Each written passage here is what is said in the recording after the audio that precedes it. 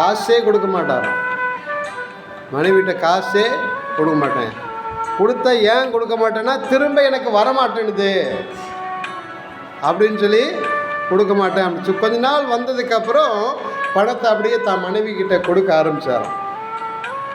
தினம் 50 ரூபா தான் கொடுக்குமா அந்த அம்மா. ஒரு நாளைக்கு 50 ரூபா தரேன், நீங்கள் வேலைக்கு போயிட்டு வாங்க, டெய்லி 50 ரூபா பேட்டா உங்களுக்கு, இதை மீறி கொடுக்க மாட்டேன் கேட்காதீங்க அப்படின்னு சொன்னோன்னே டெய்லி 50 ரூபா கொடுத்து இந்த அம்மா இவர் பாஸ்டர்கிட்ட கம்ப்ளைண்ட் பண்ணிட்டார். ஐயா, என் ஒய்ஃப் ரொம்ப மோசம், டெய்லி நான் சம்பாரித்து 50,000 ரூபா கொடுக்குறேன், டெய்லி 50 ரூபா தான் கொடுக்குறாங்கன்னு சொல்லி கம்ப்ளைண்ட் பண்ணிட்டாங்க. பாஸ்டர் ரொம்ப கோவம் வந்துடுச்சு. ஒரு நாளைக்கு 50 ரூபா வச்சு என்ன பண்ண முடியும்? கூப்பிட அந்த சிஸ்டர், ஏம்மா என்னம்மா பண்ணுற, டெய்லி 50 ரூபா கொடுத்து கொடுமைப்படுத்துகிற இவரை.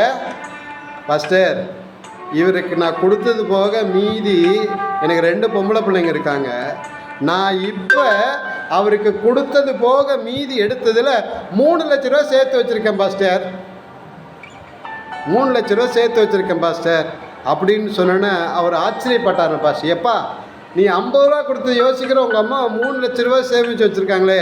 அவர் சொன்னாராம், இனி 50 ரூபா கொடுக்காதம்மா, வெறும் 20 ரூபா கொடு அப்படின்னு சொன்னாராம்.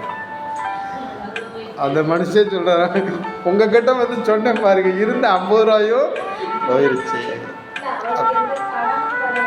ஆமாம், எந்த கடனும் கிடையாது, கடன் கிடையாது, இஎம்ஐ தொல்லை கிடையாது, வீட்டு வாசலில் முன்னே நின்று யாரும் கத்துறது கிடையாது, எல்லாமே அவங்க பார்த்துக்கிறாங்க. பார்த்து அதுலேருந்து மிச்சம் எடுத்தது 3 லட்ச ரூபா சேர்த்து வச்சுருக்காங்க. அப்படின்னா ஃபைனான்ஸை நீங்கள் மெயின்டைன் பண்ணுறது நல்லது. உங்களால் சிக்கனம் பண்ண முடியும், உங்களால் சேமித்து வைக்க முடியும், உங்களால் 10 பைசா சேர்த்து வைக்கிறது ஆண்களால் கஷ்டம். நானே சொல்கிறேனே கஷ்டம். இப்போ என் பசங்க பார்த்தாங்கன்னா எதுனாலும் என்கிட்ட தான் கேட்பாங்க.